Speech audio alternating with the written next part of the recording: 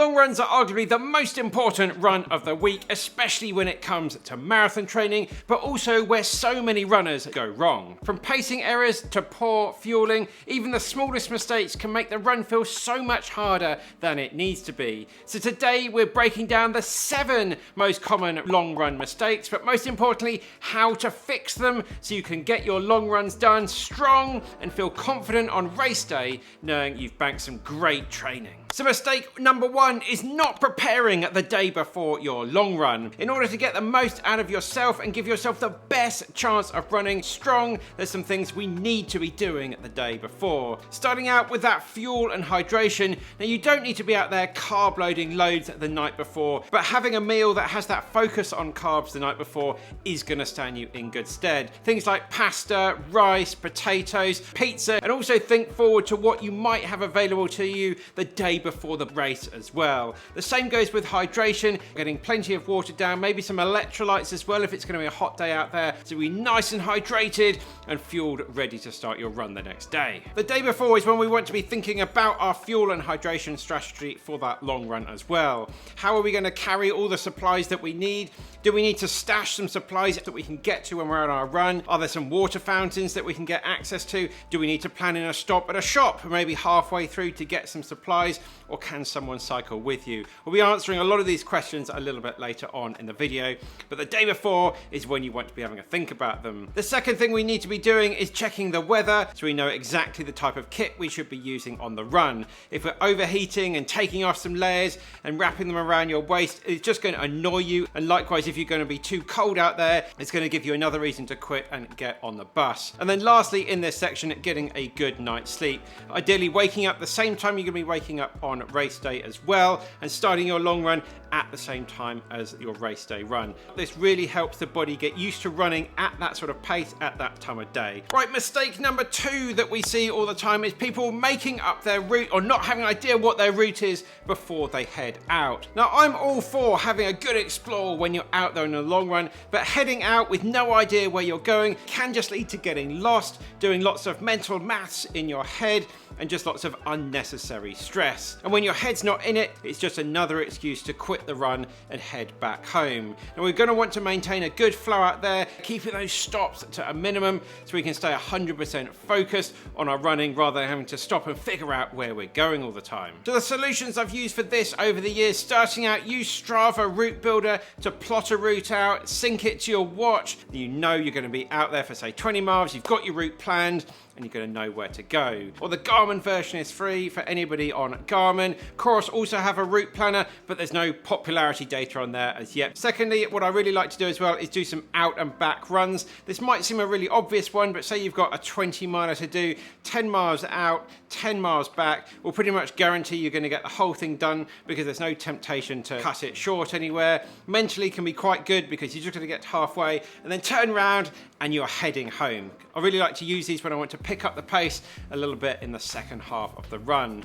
Thirdly, you could be doing some laps of your local parks. They can be a little bit boring, but a really good mental strength test. Tough to start, but then you can start to get into a really nice rhythm. Good to practice, especially if your race is on a lap course as well. If you're in London, Victoria Park, Battersea Park, Richmond Park, and one of the most famous ones, of course, is the good old Bushy Park. The fourth option here is to run with your local running club. Now, of course, they're hopefully going to have their route planned out, so you don't even have to think about it. You can just head out there with your friends and follow the people in front. And finally, I'd recommend having a search for some 20-mile races. Now, a lot of organisers put these races on 2, 3, 4 weeks before the big gold marathon races each year, and then they're perfect for that complete dress rehearsal, and you get a nice medal at the end of it as well. Mistake number 3 is running too fast. If we set off on our long runs too fast, then chances are we're going to blow up later on and possibly maybe not even make it to the end of the run. So how can we avoid this? We've got to start really easy. Your easy pace should be something you can maintain for a long amount of time, keeping it really relaxed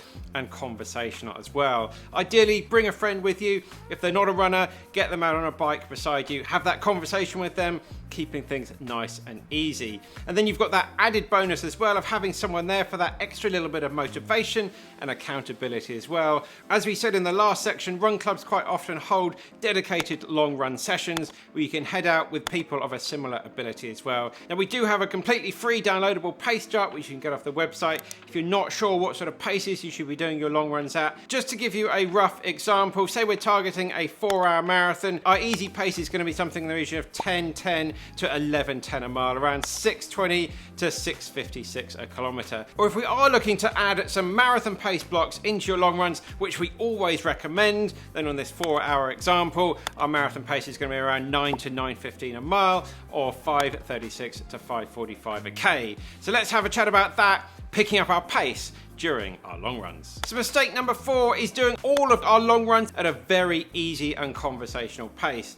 Now there's nothing wrong with a nice chilled long run with no pace goals. Every now and then they can be really good on our down weeks, or if we're just feeling a little bit tired. We're still banking a lot of time on feet, and that is really good. However, at the end of our training block, we need to be running a marathon at our goal marathon pace, and it's going to feel like a very daunting task if we've never practiced what that marathon goal pace is going to be. So how can we fix that? Well, we need to add some variety into our runs. Not all of our long runs, as I say, but some of our long runs. One example is to split your long run up into different pace blocks rather than doing the whole run at the same pace. This really helps break the run up mentally as well. It gives you different things to focus on. For example, you might have, say, a 30k run made up of 3 different blocks. 10k nice and easy, 10k at our marathon goal pace, and then 10k nice and easy at the end.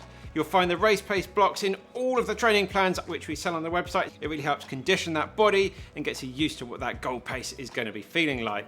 Another one which we like to put in there now and then is the fast finish long runs, where we're going to increase the pace in the second half. This is a really great one for that marathon simulation, teaching you to push even when our legs are starting to get a little bit tired, which is how they're going to be feeling towards the end of our marathon. So in our 30k example here, it might simply be 20k nice and easy, and then 10k up at our marathon pace. But there's no doubt about it, these runs are tough runs. We need to have a lot of energy to get these runs done, which brings me on to mistake number 5. Mistake number 5 is inadequate fueling during the long run. Probably one of the most common mistakes that we see from runners. A lot of runners, especially when they're training for their first marathon, won't be taking enough fuel on board and gradually feel worse and worse, and then the inevitable happens.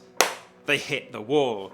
But our bodies need that consistent supply of fuel and hydration for really efforts of anything over 60 minutes or so. So for the nutrition side of things, a lot of runners do turn to energy gels due to their convenience and quick release energy as well. We really recommend runners take this fuel on during their marathon races, so it's really important to practice with it during our training runs, find out what works for you. There really isn't one gel that will work well for everybody. As a rough starting point, we recommend one gel, which is going to be around about 25 grams of carbohydrates every 30 to 45 minutes, and see how your body deals with that. Some people maybe take on a little bit more than that. Some people might have to dial it back a little bit. Now there's so many different types of products out there on the market with so many different flavors, textures, and of course prices as well. We particularly like a website here in the UK called Xmars, where you can buy single servings of gels and try out a few different ones before committing to a bigger bulk purchase. I like to use a lot of Morton gels and also some precision gels as well. It's a little bit more on the expensive side, so I do supplement them a little bit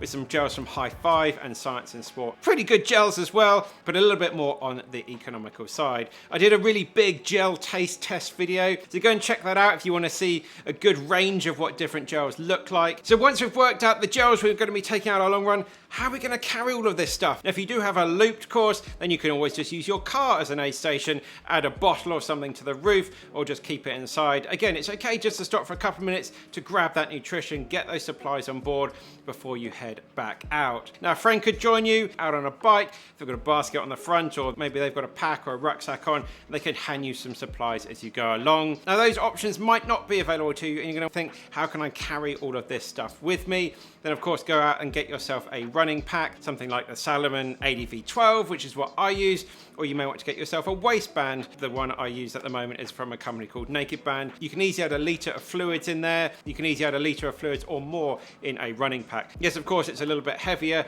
but it means you've got your supplies with you at all times. Strava also have a function where you can look for water fountains in your local parks on their route planner, so long as they're working, which you may want to check beforehand. Then you can get all of your hydration supplies when you're out on your run. Maybe you can just carry your gels in your shorts, as we sell on the website benparks.com. Very easy to add the gels in the back of your shorts or in the side of your shorts if you're using some 2-in-1s.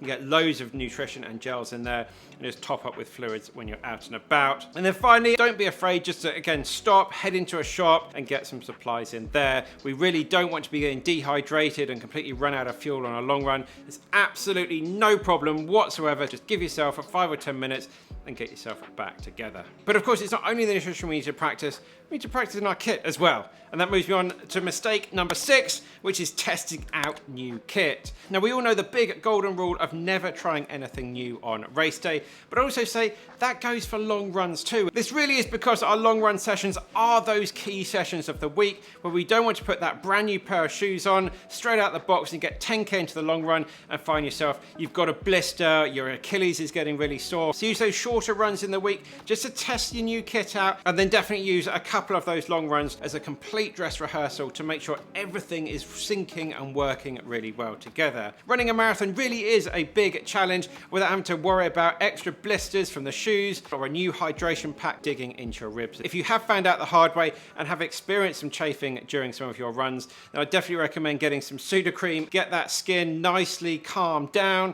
And if you are getting a little bit of chafing, then using something like, which I actually have right here bizarrely, some Body Glide, and that's just going to really help prevent any chafing. And once that long run is done, mistake number 7, skipping the recovery. Basically coming in, getting on the sofa and spending more time on Strava uploading your photos rather than doing a proper dedicated cool down. If you want to bounce back and you want to tackle that whole next week of training, then we really don't want to be skipping that recovery routine. Ideally, once you've got your long run done, take 5 or 10 minutes just to keep walking, bring that heart rate down gradually and let the muscles cool down gradually as well. And a few static stretches will be really good once you're outside your house. Then it's time to refuel and rehydrate. Get a recovery shakedown, ideally within around about 30 minutes of finishing your run. Chocolate milk is an absolute classic. And then that full meal around about 60 to 90 minutes. You may not feel peckish straight after your run, but try and plan something in that sort of 60 to 90 minutes afterwards. Get those carbs back on board, get some protein in there to help with that muscle recovery, and then rehydrate. If it has been a particularly hot day out there,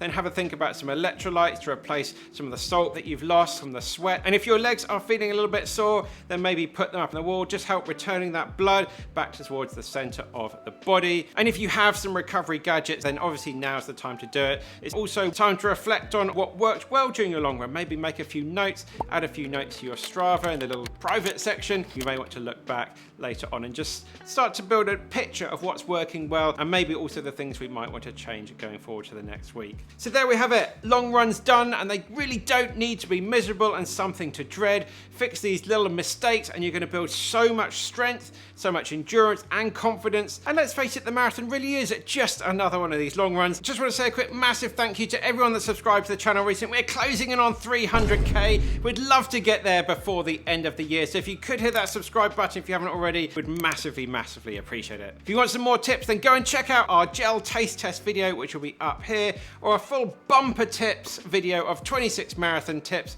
to get you ready for the day as well. That's it, guys. Keep working hard, keep on done. I'll see you very soon in the next one.